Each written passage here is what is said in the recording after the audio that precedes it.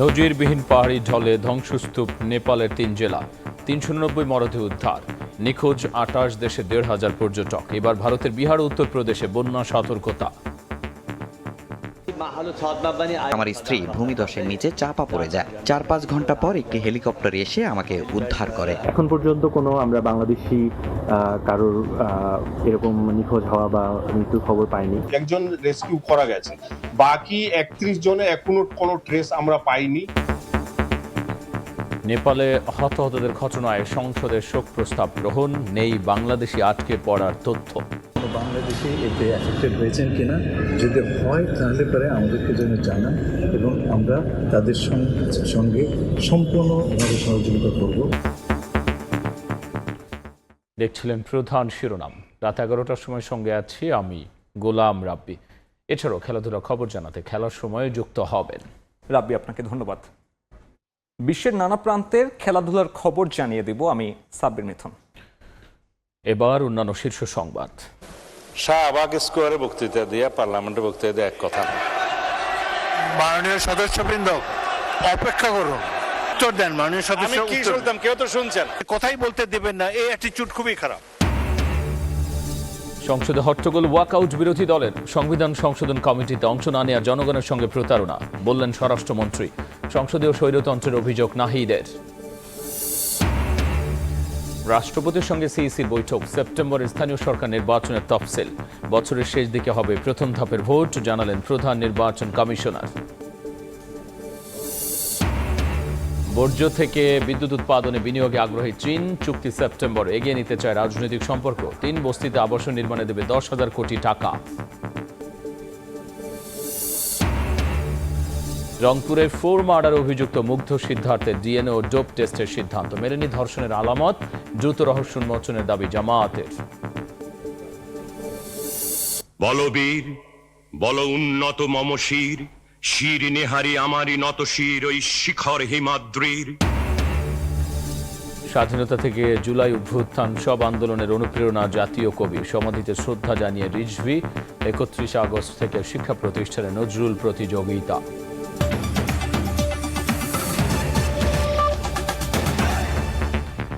নজিরবিহীন পাহাড়ি ঢলে ধ্বংসস্তূপে পরিণত হয়েছে রসুয়া সহ নেপালের ৩ জেলা। মৃতের সংখ্যা বেড়ে দাঁড়িয়েছে ৩৮৯ জনে। নিখোঁজ আছেন ২৮ জেলার প্রায় ১৫০০ পর্যটক। উদ্ধার কাজ চললেও বিস্তীর্ণ জনপদ কাদামাটি আর পাথরে চাপা পড়ায় উদ্ধারকারীদের হিমশিম অবস্থা। এর মধ্যেই নেপাল তিব্বত সীমান্তের কাছে হ্রদ তৈরি হয়েছে জানিয়ে ফের আকস্মিক বন্যা হতে পারে বলে সতর্ক করেছে চীন। এই অবস্থায় সহযোগিতার হাত বাড়িয়ে দিয়েছে যুক্তরাষ্ট্র, ভারত, পাকিস্তান, বাংলাদেশ সহ বিভিন্ন দেশ।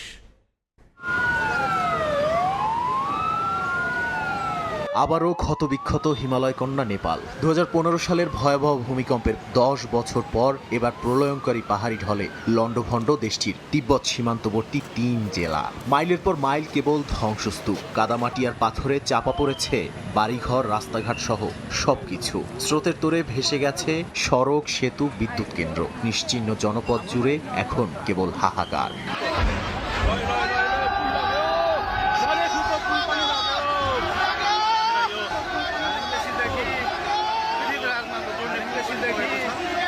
নেপালের ভুটেগসি ত্রিশুলি নদী হয়ে ভয়াবহ এই আকস্মিক বন্যা আঘাত হানে তিব্বত সীমান্তবর্তী এলাকায়। রসুয়া ও নুয়াকোট সহ সবচেয়ে ক্ষতিগ্রস্ত জেলাগুলোতে পানির স্রোতের সঙ্গে নেমে আসে বিপুল পরিমাণে কাদা, পাথর সহ ধ্বংসাবশেষ। নেপালের জাতীয় দুর্যোগ ঝুঁকি হ্রাস ও ব্যবস্থাপনা কর্তৃপক্ষ বলছে, কিছুক্ষণ পরপরই নতুন মরদেহ উদ্ধার করা হচ্ছে। নিখোঁজও আছেন শত শত মানুষ। উদ্ধার অভিযান চলমান থাকায় নিহতের সংখ্যা আরও বাড়তে পারে বলে জানিয়েছে স্থানীয় প্রশাসন। এখন পর্যন্ত কোনো আমরা বাংলাদেশি কারোর এরকম নিখোঁজ হওয়া বা মৃত্যুর খবর পাইনি। ধ্বংসের মাত্রা এতটাই ভয়াবহ যে বহু এলাকায় এখনো পৌঁছানো যাচ্ছে না। বিদ্যুৎ নেই, সড়ক যোগাযোগ বিচ্ছিন্ন, নেই ইন্টারনেটও। কোথাও পুরো গ্রামই পানির স্রোতে নিশ্চিহ্ন হয়ে গেছে। নেপালি সেনাবাহিনীর প্রায় ২,০০০ সদস্য স্থল ও আকাশপথে উদ্ধার অভিযানে অংশ নিয়েছে। হেলিকপ্টারে চলছে আটকে পড়াদের উদ্ধার ও ত্রাণ পৌঁছানোর কাজ। মানুষের প্রাণহানির পাশাপাশি ব্যাপক সম্পদহানি হয়েছে। ত্রিশুলী বাজার পুরোপুরি ভেসে গেছে। বেত্রাবতী বাজার, ঢুঙ্গে ও দেবীঘাট বাজারও নদীর স্রোতে নিশ্চিহ্ন হয়ে গেছে। এখন সেখানে মাত্র 4 থেকে 5টি বাড়ি টিকে আছে।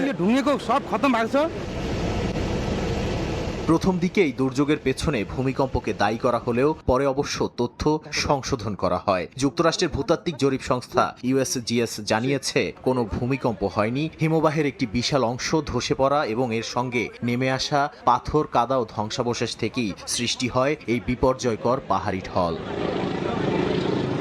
ভয়াবহ এই মানবিক বিপর্যয় নেপালের পাশে দাঁড়িয়েছে আন্তর্জাতিক সম্প্রদায়। যুক্তরাষ্ট্র জরুরি সহায়তার জন্য $5 লাখ দেয়ার ঘোষণা দিয়েছে। ভারত পাঠিয়েছে 10 টন ত্রাণ সামগ্রী। চীনও সীমান্তের দুর্গত এলাকায় উদ্ধার ও ত্রাণ তৎপরতা জোরদার করেছে।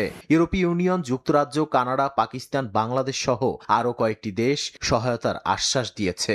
জাতিসংঘ জরুরি চিকিৎসা সরঞ্জাম ও প্রয়োজনীয় সামগ্রী পাঠানোর কথা জানিয়েছে। এদিকে ত্রিশুলী নদীর পানি গান্ডাক নদী হয়ে ভারতের দিকে নেমে আসায় বিহার ও উত্তরপ্রদেশের সীমান্তবর্তী এলাকাগুলোতে বন্যা সতর্কতা জারি করা হয়েছে। নাদিম মারজান, সময় সংবাদ। চোখের সামনে প্রিয়তমা স্ত্রীকে হারিয়েছেন।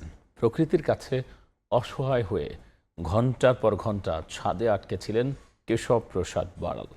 অন্যদিকে মৃত্যুকে খুব কাছ থেকে দেখেছেন জীবিত উদ্ধার হওয়া 92 বছর বয়সী কেদারনাথ পারাজুলি। নেপালের ভয়াবহ বন্যায় উদ্ধারের পর সেই ভয়াবহ ঘটনার স্মৃতিচারণ করেছেন ভুক্তভোগীরা।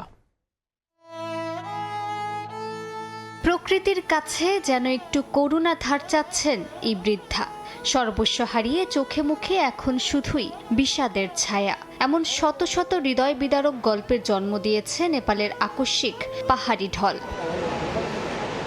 বন্যার পানি দ্রুত বাড়তে থাকায় ঘরের ছাদে আশ্রয় নিয়েছিলেন কেশব প্রসাদ বাড়াল। কিন্তু পানির স্রোত এতটাই ভয়াবহ ছিল যে তার ঘরের ওপরের তলাও তলিয়ে যায়। এর মধ্যে কাদার নিচে চাপা পড়েন তার স্ত্রী। ছাদে আটকে থাকা বাড়াল প্রায় 4 থেকে 5 ঘন্টা পর হেলিকপ্টারে উদ্ধার হন। বেঁচে ফিরলেও স্ত্রীকে হারানোর শোক কাটিয়ে ওঠার সুযোগ নেই তার। ভয়াবহ সেই মুহূর্তের কথা বলতে গিয়ে এখনো আতঙ্ক আর অসহায়ত্বের কথা উঠে আসে তার কণ্ঠে। আমি ছাদে ছিলাম, তখন বন্যার পানি প্রায় ছাদ পর্যন্ত পৌঁছে যায়। প্রায় 1 ঘন্টা পর পানি কিছুটা কমে আসে। এরই মধ্যে আমার স্ত্রী ভূমিধসের নিচে চাপা পড়ে যায়। 4-5 ঘন্টা পর একটি হেলিকপ্টার এসে আমাকে উদ্ধার করে। একই রকম ভয়াবহ অভিজ্ঞতার মুখোমুখি হন 92 বছর বয়সী কেদারনাথ পারাজুলি। বন্যার পানি নেমে যাওয়ার পরও ঘরের মেঝে ভরেছিল কাদায়। ফলে নিজের থাকার জায়গায় ফিরে যাওয়ার কোনো উপায় ছিল না তার। শেষ পর্যন্ত উদ্ধার করে তাকে নিরাপদে সরিয়ে নেওয়া হয়। আমরা উপরের তলায় ছিলাম। বন্যার পানি উঠে পুরো তলাটি ডুবে যায়। ঘরের মেঝে কাদায় ভরে যায়। খুব কাছেই আমার বাসা ছিল, কিন্তু কাদার কারণে আমি সেখানে যেতে পারিনি। শুধু বাড়াল কিংবা পারাজুলি নন, এ দুর্যোগে বেঁচে যাওয়া আরও অনেক মানুষ এখন আশ্রয় নিয়েছেন নিরাপদ স্থানে। স্থানীয়দের দাবি, ত্রিশুলী বাজার সহ নদীর পাশের কয়েকটি এলাকা প্রায় পুরোপুরি নিশ্চিহ্ন হয়ে গেছে। বন্যার আগে মানুষকে সতর্ক করা হলেও আকস্মিক পানির তোড়ে অনেকেই ঘর থেকে প্রয়োজনীয় জিনিসপত্র সরিয়ে নেয়ার সুযোগ পাননি। এমন ভয়াবহ স্মৃতি হয়তো কখনোই ভুলে যেতে পারবেন না এই ভুক্তভোগীরা। মালিহা সুহরওয়ার্দী, সময় সংবাদ। নেপাল ট্র্যাজেডিতে হতাহতদের স্মরণে জাতীয় সংসদে গ্রহণ করা হলো শোক প্রস্তাব। ত্রয়োদশ সংসদের তৃতীয় অধিবেশনের শুরুতেই এই শোক প্রস্তাব গ্রহণ করা হয়। এদিকে পররাষ্ট্রমন্ত্রী জানান, বাংলাদেশ ইতিবাচক হলেও মক্কা নিরাপত্তা জোটে এখনই যোগ দেওয়ার সুযোগ নেই। নতজানু পররাষ্ট্রনীতির কবর রচনা করা হয়েছে বলেও জানিয়েছেন মন্ত্রী। ত্রয়োদশ সংসদের তৃতীয় অধিবেশনে সম্পূরক প্রশ্নের উত্তরে পররাষ্ট্রমন্ত্রী খলিলুর রহমানের বক্তব্যে উঠে আসে মক্কা চুক্তি ইস্যু। মন্ত্রী জানান, মক্কা চুক্তিকে ইতিবাচকভাবে দেখলেও এখনই এতে সম্পৃক্ত হওয়ার সুযোগ নেই বাংলাদেশের। আরেক প্রশ্নের উত্তরে তিনি জানান, নতজানু পররাষ্ট্রনীতির কবর রচনা করা হয়েছে। প্রধানমন্ত্রী তারেক রহমানের নেতৃত্বে পররাষ্ট্রনীতি ইস্যুতে মাথা উঁচু করে চলবে বাংলাদেশ। এই প্যাক্টটিকে ইতিবাচক হিসেবে দেখছি। এতে যোগদান করার বিষয়টি এখনো আসেনি, কারণ এটা নির্ভর করছে যারা এই প্যাক্টের সদস্য তাদের অভিপ্রায়ের উপর। তারা যদি অভিপ্রায় প্রকাশ করেন বাংলাদেশকে এই প্যাক্টে নেবার জন্য, তাহলে পরে আমরা নিশ্চয়ই সেটা ইতিবাচকভাবে বিবেচনা করব। অধিবেশনের শুরুতেই নেপাল ট্র্যাজেডিতে শোক প্রস্তাব গ্রহণ করে সংসদ। ব্যাপক প্রাণহানি ক্ষয়ক্ষতির প্রেক্ষিতে আমি শোক প্রস্তাবের জন্য অনুরোধ করছি। এর আগে নিজ মন্ত্রণালয়ে পররাষ্ট্রমন্ত্রী জানান, নেপালে ভয়াবহ বন্যা ও ভূমিধসের ঘটনায় এখন পর্যন্ত কোনো বাংলাদেশির হতাহতের খবর পাওয়া যায়নি। হতাহতের কোনো খবর পাওয়া গেলে তাদের ফিরিয়ে আনতে দ্রুত পদক্ষেপ নেবে বাংলাদেশ। কোনো বাংলাদেশি এতে অ্যাফেক্টেড হয়েছেন কিনা, যদি হয় তাহলে পরে আমাদেরকে যেন জানান এবং আমরা তাদের সঙ্গে সম্পূর্ণভাবে সহযোগিতা করব। সংকটময় মুহূর্তে নেপালের পাশে থাকার কথা জানিয়েছে সরকার। বাংলাদেশের জনগণের মানিক মোহাম্মদ ওমর, সময় সংবাদ, ঢাকা। বিএনপি নয়, সংবিধান সংশোধন কমিটিতে অংশ না নিয়ে বিরোধী দলই জনগণের সঙ্গে প্রতারণা করেছে বলে মন্তব্য করেছেন স্বরাষ্ট্রমন্ত্রী সালাউদ্দিন আহমদ। এদিকে সংসদ থেকে ওয়াকআউটের পর সংসদীয় স্বৈরতন্ত্রের অভিযোগ করেন বিরোধী দলের এমপিরা। এর আগে স্বরাষ্ট্রমন্ত্রীর বক্তব্য ঘিরে সংসদে হট্টগোল করে বিরোধী দল। সংসদের ভবিষ্যৎ নিয়ে উদ্বেগ প্রকাশ করে যুক্তি দিয়ে বক্তব্য খণ্ডন ও কথা বলার স্বাধীনতা হরণ না করার আহ্বান জানান স্পিকার। আমরা পুরা সংস্কার চাই, আমরা গণভোটের বাস্তবায়ন চাই এবং আমরা এইভাবে খণ্ডিত কোনো প্রসেসের অংশ হতে চাই না। এই জন্য আমরা এখন আর এই আলোচনায় আমরা অংশগ্রহণ করব না। এই পর্বে আমরা সংসদ থেকে বিদায় নিচ্ছি, আমরা আবার ওয়াকআউট করছি।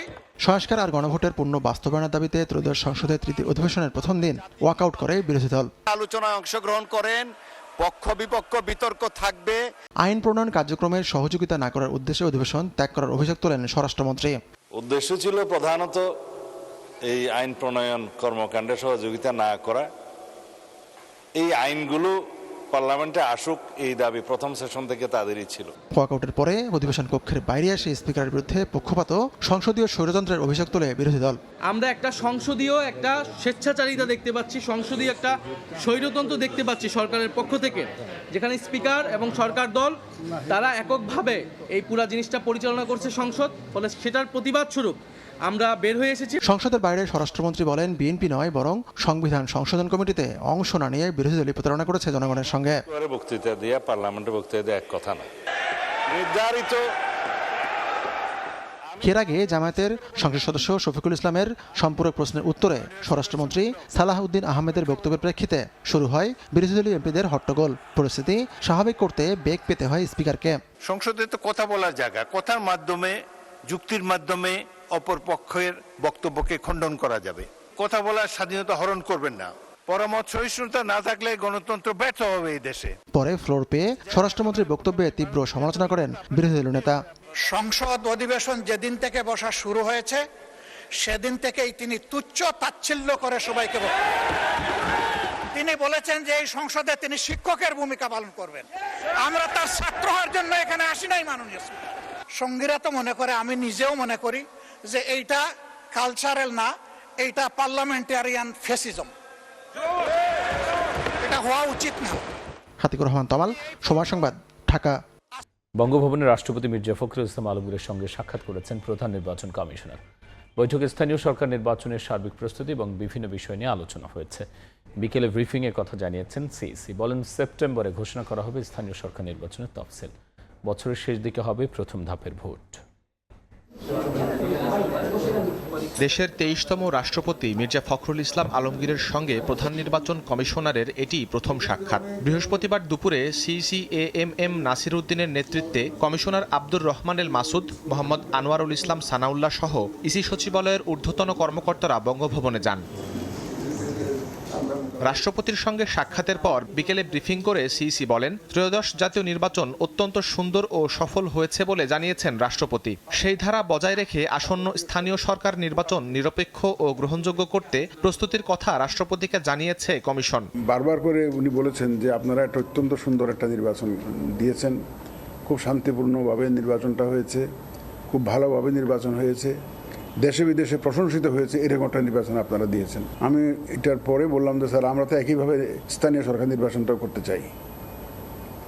স্থানীয় সরকার নির্বাচনটাও আমরা very professionally in a very credible manner আমরা করতে চাই এবং ওনার জন্য এই ব্যাপারে ওনার সহায়তা চেয়েছি আমরা।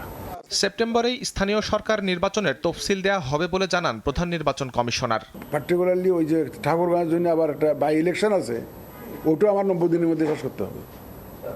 এটা 90 দিনের মধ্যে শেষ করতে গেলে তাহলে এটা যাতে ক্ল্যাশ না হয়, কারণ আমার তো ইউনিয়ন পরিষদ তো ঠাকুরগাঁও তো আছে, সেটা ক্ল্যাশ যাতে না হয় সেটা ইনশিওর করে আগাতে হচ্ছে আমাদেরকে। তো ইন এনি কেস আমার মনে হয় আমরা এই সেপ্টেম্বরের মধ্যে একটা শিডিউল দিতে পারবো। স্থানীয় সরকার নির্বাচনে সেনাবাহিনী মোতায়েনের পরিকল্পনার কথা জানান প্রধান নির্বাচন কমিশনার। এখানেও ঢোকানোর জন্য আমরা প্রপোজাল তো অলরেডি মন্ত্রণালয়ে চলে গেছে। শাহরিয়ার সৌমিক, সময় সংবাদ, ঢাকা। রাষ্ট্রীয় দায়িত্ব পালনে সম্পূর্ণ দল নিরপেক্ষভাবে কাজ করবেন বলে জানিয়েছেন রাষ্ট্রপতি মির্জা ফখরুল ইসলাম আলমগীর। সকালে বঙ্গভবনের রাষ্ট্রপতির প্রথম দরবারে তিনি বলেন, দেশ, রাষ্ট্র, জনগণের স্বার্থই হবে তার একমাত্র লক্ষ্য। বঙ্গভবনের কর্মকর্তা কর্মচারীদের উদ্দেশ্যে রাষ্ট্রপতি বলেন, দেশের মানুষের প্রতি ভালোবাসা, সম্মান ও আনুগত্য রাখতে হবে। বঙ্গভবন হলো রাষ্ট্রীয় মর্যাদা ও সার্বভৌমত্বের প্রতীক, এর মর্যাদা অক্ষুণ্ণ রাখতে হবে। কর্মকর্তা কর্মচারীদের দায়িত্বশীল রাষ্ট্রীয় ব্যয় সাশ্রয়ী অপচয় রোধের আহ্বান জানান।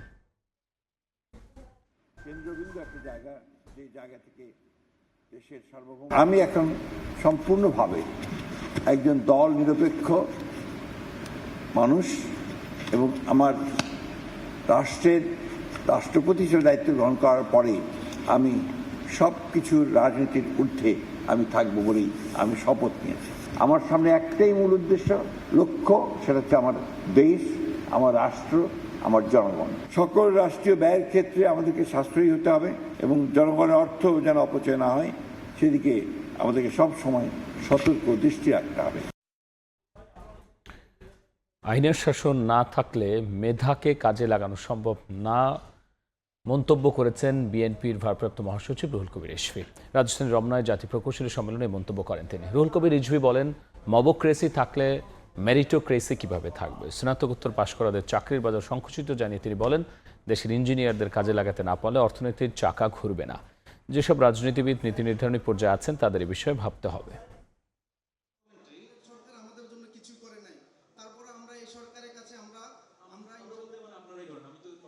যেভাবে মবক্রেসি দিনকে দিন বৃদ্ধি পাচ্ছে, মেরিটোক্রেসি থাকবে কি করে? মেরিটোক্রেসি যখনই আপনার নিয়ম বহির্ভূত কোনো শক্তির আবির্ভাব হবে সমাজে, তখন মেধার যে পরিসর বলি সেটা কমতে থাকবে। আপনার আইনের শাসন না থাকলে পরে আপনি কখনোই মেধাকে একটি মেধার যে উচ্চ স্তর এবং মেধাকে যে কাজে লাগানো সেটা কখনোই সম্ভব হয় না। আমরা মেরিটোক্রেসির জায়গায় এই এখন ইদানিং আমরা মবক্রেসি শুনছি। অবশ্য আস্তে আস্তে জিনিসটা কমে যাচ্ছে, কিন্তু এটা করা যাবে না। রংপুরে একই পরিবারের 4 জনকে শ্বাসরোধে হত্যা করেছে সিদ্ধার্থ মুগ্ধ, তবে ময়নাতদন্তের রিপোর্টে ধর্ষণের আলামত পাওয়া যায়নি। দুপুরে ব্রিফিংয়ে পুলিশ আরও জানায়, গ্রেফতার 2 জনের ডিএনএ নমুনা সংগ্রহ, ডোপ টেস্ট করা হবে।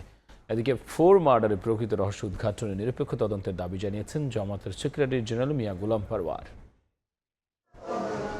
রংপুর জিলা স্কুলের অবসরপ্রাপ্ত শিক্ষক গণপতি চক্রবর্তী সহ একই পরিবারের 4 জনকে হত্যাকাণ্ড নিয়ে বৃহস্পতিবার সকালে সংবাদ সম্মেলন করেন Rangpur metropolitan police commissioner Abdul মাবুদ। আসামি সিদ্ধার্থ ও মুগ্ধের জবানবন্দির তথ্য তুলে ধরে তিনি বলেন, ময়না তদন্তে 4 জনকে শ্বাসরোধে হত্যার প্রমাণ মিলেছে, তবে ধর্ষণের কোনো আলামত পাওয়া যায়নি। সকালে গণপতি স্যার ছাদে হাঁটতে এসে তাদের দেখে ফেলে ধমক দেয় এবং জোরে জোরে বলে, তোরা এত সকালে এখানে কি করিস? তখন তাদের মাথা কাজ করছিল না, তারা মান সম্মানের ভয়ে গামছা দিয়ে টান মেরে ফেলে। মুগ্ধ স্যারের স্ত্রীকে মারার পর সেই গামছা দিয়ে আবার 2 জনে একসাথে মেয়ের গলায় পেঁচায়। বাচ্চাটা সিদ্ধার্থকে দেখে বলে, সিদ্ধার্থ দাদা তুমি এখানে কেন? বাচ্চাটাকে তারা কাপড় দিয়ে গলা পেঁচিয়ে মেরে ফেলে। গ্রেফতার 2 জনের ডিএনএ নমুনা সংগ্রহ ও ডোপ টেস্ট করা হবে বলেও জানান পুলিশ কমিশনার। এদিকে দুপুরে নগরীর জামায়াতে ইসলামীর মহানগর কার্যালয়ে সংবাদ সম্মেলনে দলটির সেক্রেটারি জেনারেল মিয়া গোলাম পরোয়ার বলেন, 4 হত্যাকাণ্ড নিয়ে জনমনে ধোঁয়াশা তৈরি হয়েছে। প্রকৃত ঘটনা উদ্ঘাটনে নিরপেক্ষ তদন্তের আহ্বান জানান তিনি। এই হত্যাকাণ্ড কেন হলো এটার ধোঁয়াশা এখনো কাটছে না। এটা আমাদের উদ্বেগের বিষয় যে আমাদের মতো একটা সভ্য সমাজে আমাদের তাহলে জানমালের নিরাপত্তা কোথায়? হত্যাকাণ্ডের সাথে জড়িতদেরকে খুঁজে বের করার জন্য আমি জোর দাবি করছি। গত 22 আগস্ট রাতে রংপুর নগরীর মাছুয়াপাড়ায় নিজ বাসা থেকে শিক্ষক গণপতি চক্রবর্তী, তার স্ত্রী ও ছেলেমেয়ের মরদেহ উদ্ধার করে পুলিশ। নাজমুল ইসলাম নিশাদ, সময় সংবাদ, রংপুর। এবার বাণিজ্যের সংবাদ।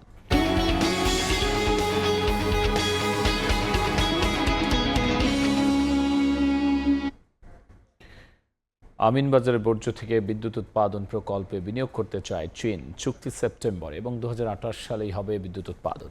সচিবালয়ে ঢাকায় নিযুক্ত চীনা রাষ্ট্রদূতের সাক্ষাতের পর ব্রিফিংয়ে একথা জানিয়েছেন এলজিআরডি প্রতিমন্ত্রী। বলেছেন, বিএনপি সরকারের সঙ্গে রাজনৈতিক সম্পর্ক এগিয়ে নিতে চায় দেশটি। চীনের রাষ্ট্রদূত ইয়াও ওয়েন বলেন, প্রধানমন্ত্রী তারেক রহমানের চীন সফরের পর দুই দেশের সম্পর্কে নতুন সম্ভাবনা তৈরি হয়েছে। রাজনৈতিক ও অর্থনৈতিক সহযোগিতার পাশাপাশি বর্জ্য ব্যবস্থাপনা, বর্জ্য থেকে বিদ্যুৎ, গ্রিন এনার্জি উৎপাদন এবং বস্তি উন্নয়ন সহ বিভিন্ন খাতে সহযোগিতায় দীর্ঘদিন ধরেই আগ্রহী চীন। প্রধানমন্ত্রী তারেক রহমানের চীন সফরের পর এসব খাতে বিনিয়োগের আগ্রহ আরও বেড়েছে চীনের। বৃহস্পতিবার সকালে সচিবালয়ে এলজিআরডি মন্ত্রী ডক্টর আব্দুল মঈন খান ও প্রতিমন্ত্রী মীর শাহে আলমের সঙ্গে বৈঠক করেন চীনের রাষ্ট্রদূত ইয়াওয়েন। বৈঠক শেষে বলেন, প্রধানমন্ত্রীর সাম্প্রতিক চীন সফরের পর দুই দেশের সম্পর্ক নতুন সম্ভাবনা তৈরি হয়েছে। মোংলা বন্দর ও তিস্তা প্রকল্প সহ নবায়নযোগ্য জ্বালানি খাতে বাংলাদেশে বিনিয়োগে আগ্রহের কথা জানান তিনি। Honorable Prime Minister, very successful visit, a landmark visit. We decided to build China-Bangladesh Community for Shared Future in the new year. It is new definition for China-Bangladesh cooperation. So under this framework, we are moving forward in cooperation in all the area, especially economic cooperation. বিনিয়োগের পাশাপাশি BNP সরকারের সঙ্গে চীন রাজনৈতিক সম্পর্ক বাড়াতে চায় বলে জানান এলজিআরডি প্রতিমন্ত্রী। বর্জ্য থেকে বিদ্যুৎ উৎপাদন প্রকল্পে বিনিয়োগে সেপ্টেম্বরে চুক্তি হবে চীনের সঙ্গে। ওয়েস্ট টু এনার্জি প্রজেক্টটা তাদের দেশের কোম্পানি করছে। 1.5 বছরের মধ্যে তারা জাতীয় গ্রিডে 42 মেগাওয়াট বিদ্যুৎ জাতীয় গ্রিডে তারা ওখান থেকে দিবেন। চুক্তি স্বাক্ষরের অনুষ্ঠান রয়েছে চায়নাতে 2 সেপ্টেম্বর। আর 21 টাকা 70 পয়সা সেন্ট হিসাবে আমরা বিদ্যুৎ তাদের কাছ থেকে ক্রয় করব, মানে 25 টাকা ইউনিট। এটা এমনিতে মনে হচ্ছে অনেক বেশি, কিন্তু আমাদের লাভটা হচ্ছে অন্য জায়গায়। আমাদের ময়লা আবর্জনাগুলো তো তারা ধ্বংস করে দিচ্ছে, এবং সেখানে যে ময়লা আবর্জনা ওয়েস্ট থাকছে সেখান থেকে জৈব সার হচ্ছে। রাজধানীর গুলশান, মহাখালী ও কড়াইল বস্তির উন্নয়নে আবাসন নির্মাণে প্রায় 10,000 কোটি টাকা বিনিয়োগে চীন রাজি বলেও জানান প্রতিমন্ত্রী। আধুনিক আবাসন ব্যবস্থা যেখানে তারা ফ্রি বসবাস করতে পারবে আর কি, এটা প্রায় 10,000 কোটি টাকার প্রজেক্ট। তারা বলেছে যে পুরোটা যদি একসাথে আমরা নাও পারি, আমরা প্রায়োরিটি বেসিসে পর্যায়ক্রমে আমরা এখানে ইনভেস্ট করব। চীন থেকে যুদ্ধ বিমান কেনার বিষয়ে জানতে চাইলে কোনো মন্তব্য করেননি কেউ। প্রশ্ন আশিস, সময় সংবাদ, ঢাকা। 4 দশক ধরে আপনার ফাইন্যান্সিয়াল পার্টনার আইডিএলসি। অবৈধ সম্পদ অর্জনের অভিযোগে নোভো থিয়েটারের সাবেক মহাপরিচালক আরশাদুল্লাহ ও তার স্ত্রী রেবেকা আক্তারের দেশ থেকে নিষেধাজ্ঞা দিয়েছেন আদালত। দুদকের সহকারী পরিচালক আব্দুল মালেক আবেদনের প্রেক্ষিতে আদেশ দেন। তাদের বিরুদ্ধে অবৈধ সম্পদ ও কানাডায় অর্থ পাচারের অনুসন্ধান করছে সংস্থাটি। এদিকে ব্যাংক হিসেবে বিপুল পরিমাণ অবৈধ অর্থ লেনদেনের অভিযোগে যুবলীগের চেয়ারম্যান শেখ ফজলে শামস পরশ, তার স্ত্রী নাহিদ সুলতানা জ্যোতি সহ আরও একজনের দেশ থেকে নিষেধাজ্ঞা দিয়েছে আদালত।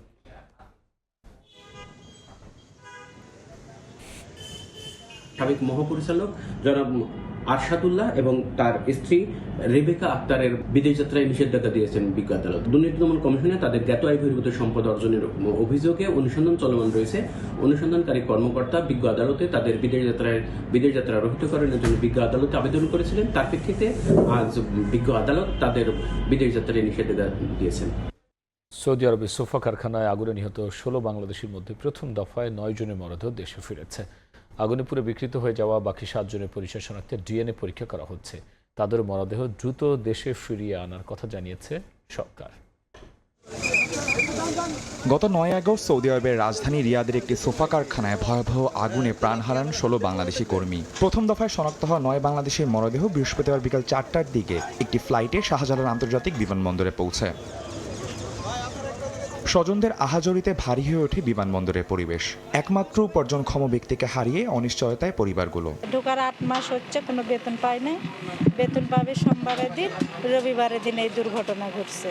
এদের দেখার মতো কেউ নাই, এদের ফ্যামিলিতে কোনো পুরুষ বলতে কিছু নাই। সরকারের কাছে একটাই আবেদন, রেমিডিস যোদ্ধার পরিবারকে যেন তারা সহযোগিতা করে। বিমানবন্দরে মরদেহগুলো গ্রহণ করেন প্রবাসী কল্যাণ ও বৈদেশিক কর্মসংস্থান মন্ত্রী আরিফুল হক চৌধুরী এবং পররাষ্ট্র প্রতিমন্ত্রী শামা আবায়েত। নিহতদের পরিবারের প্রতি তুলে দেন ৩৫,০০০ টাকার চেক। মরদেহ বাড়ি পর্যন্ত পৌঁছানোর জন্য প্রয়োজনীয় ব্যবস্থা নেওয়ার কথাও জানান প্রবাসী কল্যাণ মন্ত্রী। বাকি ৭ জনের পরিচয় শনাক্তে ডিএনএ টেস্টের জন্য স্বজনদের সঙ্গে যোগাযোগ করা হচ্ছে জানিয়ে পররাষ্ট্র প্রতিমন্ত্রী বলেন, দ্রুত বাকি মরদেহ ফিরিয়ে আনা হবে। তাদের বাড়ি পর্যন্ত পৌঁছানোর জন্য সরকারের পক্ষ থেকে আমরা অ্যাম্বুলেন্স এবং তাদের দাফন কাফনের জন্য আর্থিক সহযোগিতা দেওয়া হবে। আরও 7 জনের ডেড বডি এখনো আনা বাকি আছে, তাদের শনাক্ত চলছে। শনাক্ত করার জন্য একটা ডিএনএ টেস্ট করতে হবে, তাদের পরিবারের সাথে যোগাযোগ করা হয়েছে। নিহতদের মধ্যে 13 জনের বাড়ি নওগাঁয়, 2 জনের নাটোর এবং 1 জনের রাজশাহী। আদনান তুর্য, সময় সংবাদ, ঢাকা। প্রথমবারের মতো সালমান হত্যার কোনো আসামিকে জিজ্ঞাসাবাদের সুযোগ পেল তদন্ত সংস্থা। মামলার আসামি অভিনেতা ডনকে আজ 5 দিনের রিমান্ড নেওয়ার আদেশ দিয়েছেন ঢাকার সিএমএম আদালত। এতে সালমান শাহর মৃত্যুর অনেক গোপন তথ্য বেরিয়ে আসবে বলে আশা রাষ্ট্রপক্ষের আইনজীবীর। ৩০ বছর ধরে রহস্যের চাদরে ঢাকা পড়ে আছে চিত্রনায়ক সালমান শাহর মৃত্যুর ঘটনা। আদালতের নির্দেশে 2025 সালে হত্যা মামলা দায়ের করলে বিচার পাওয়ার আশা জাগে সালমানের পরিবারের মাঝে। বৃহস্পতিবারও ঢাকার সিএমএম আদালত প্রাঙ্গণে বিচার দাবিতে জড়ো হন সালমান ভক্তরা। মামলার পর বেশিরভাগ আসামি পালিয়েছে বিদেশে। সবশেষ 9 আগস্ট দেশ ছাড়ার সময় অভিনেতা আশরাফুল হক ওরফে ডনকে গ্রেফতার করে পুলিশ। পরে 7 দিনের রিমান্ড আবেদন করে সিআইডি। বৃহস্পতিবার ঢাকার সিএমএম আদালতে হয় ডনের রিমান্ড শুনানি। রাষ্ট্রপক্ষের আইনজীবী বলেন, জড়িতদের চিহ্নিত ও তাদের অবস্থান শনাক্তে ডনকে জিজ্ঞাসাবাদের প্রয়োজন। পরে 5 দিনের রিমান্ড মঞ্জুর করেন বিচারক। এই মামলার সঙ্গে আর কারা কারা জড়িত আছে এবং অন্যান্য আসামিদের অবস্থান জানার জন্য এবং এখানে যে টাকা পয়সার লেনদেন হয়েছে সেই বিষয়টা আমাদের দেখা দরকার। রাষ্ট্রপক্ষের আইনজীবী আরও বলেন, বিদেশে পলাতক সালমানের স্ত্রী সামিরা ও আজিজ মোহাম্মদ সহ সব আসামিকে দেশে ফেরাতে কাজ করছেন তারা। সবাই বিদেশ যাওয়ার নিষেধাজ্ঞা দেওয়া আছে, অনেকেই নিষেধাজ্ঞা দেওয়ার আগে অনেকে বিদেশ চলে গেছে বা অনেকেও দেশের মধ্যে অনেকে আত্মগোপনে করা আছে, সেটা তদন্তকারী কর্মকর্তা দেখবেন। যদিও ডনের দেশ থেকে পালানোর অভিযোগ অস্বীকার করে শুনানিতে আসামিপক্ষের আইনজীবীরা বলেন, ওমরা পালন করতে যাচ্ছিলেন ডন। তার বিরুদ্ধে সুনির্দিষ্ট কোনো প্রমাণ নেই বলেও দাবি আইনজীবীদের। আসিফ মোহাম্মদ সিয়াম, সময় সংবাদ, ঢাকা। স্বাধীনতা জুলাই অভ্যুত্থান সব আন্দোলনের অনুপ্রেরণা ছিলেন জাতীয় কবি কাজী নজরুল ইসলাম। ভোরে ঢাকা বিশ্ববিদ্যালয় কবির সমাধিতে শ্রদ্ধা নিবেদন শেষে বিএনপির ভারপ্রাপ্ত মহাসচিব রুহুল কবির রিজভী বলেন, বৈষম্য জুলুমের প্রতিবাদ করতে শিখিয়েছে নজরুলের কবিতা। এ সময় আগামী 31 আগস্ট থেকে শিক্ষা প্রতিষ্ঠানে নজরুল প্রতিযোগিতা শুরু হবে বলে জানিয়েছেন সংস্কৃতি প্রতিমন্ত্রী আলী নেওয়াজ মাহমুদ খৈয়ম। ভোরের আলো ফোটার সঙ্গে সঙ্গেই বিদ্রোহী কবির সমাধিস্থল লোকে লোকারণ্য। বৃহস্পতিবার জাতীয় কবি কাজী নজরুল ইসলামের 50তম মৃত্যুবার্ষিকীতে ঢাকা বিশ্ববিদ্যালয়ে তার সমাধিতে শ্রদ্ধা জানান রাজনৈতিক বিভিন্ন সংগঠন সহ সর্বস্তরের মানুষ। এ সময় নজরুলকে ঘিরে শুধু শ্রদ্ধা আর স্মরণ নয়, তার স্মৃতি সংরক্ষণ এবং নতুন প্রজন্মের কাছে তুলে ধরার দাবি জানান পরিবার ও স্বজনরা। সারা দেশের স্কুল কলেজগুলোতে যাতে তাকে নিয়ে কাজ করা হয়, তার জন্মদিন মৃত্যুদিন পালন করা হয়, বিভিন্ন ভাষায় নজরুলের প্রচার, সেজন্য কিন্তু সরকারি উদ্যোগ নিতে হবে। কবির সমাধিতে পুষ্পস্তবক অর্পণ শেষে বিএনপির ভারপ্রাপ্ত মহাসচিব রুহুল কবির রিজভী জানান, 71-এর স্বাধীনতা সংগ্রাম থেকে শুরু করে 24-এর জুলাই অভ্যুত্থান সব আন্দোলনের অনুপ্রেরণা ছিলেন নজরুল। যারা রাজপথে থেকে ভয়ঙ্কর স্বৈরাচারকে উৎপাটিত করেছে, যারা দুঃশাসনের অবসান ঘটিয়েছে, সেই সমস্ত তরুণ, কিশোর, শিশুরা নজরুলের গান গাইতে গাইতে রাস্তায় নেমেছে। জাতীয় জাদুঘরে পুনরায় নজরুল কন্যার স্থাপনের কথা জানিয়েছে সংস্কৃতি বিষয়ক প্রতিমন্ত্রী আলী নেওয়াজ মাহমুদ। নজরুলের সৃষ্টিকর্মকে আজকে জাতির সামনে তুলে ধরা খুব জরুরি আমরা মনে করেছি। তার অংশ হিসেবে জাদুঘরে অন্যান্য শুধু বিভিন্ন জায়গায় এগুলো আমরা করার চেষ্টা করছি। আগামী 31 আগস্ট থেকে দেশের শিক্ষা প্রতিষ্ঠানগুলোতে নজরুল প্রতিযোগিতা শুরু হবে বলেও জানান প্রতিমন্ত্রী। আমাদের সাংস্কৃতিক প্রতিযোগিতা শুরু হচ্ছে। শাহিন আলম, সময় সংবাদ, ঢাকা। এই ছিল আমার কাছে থাকা দেশ বিদেশের খবর।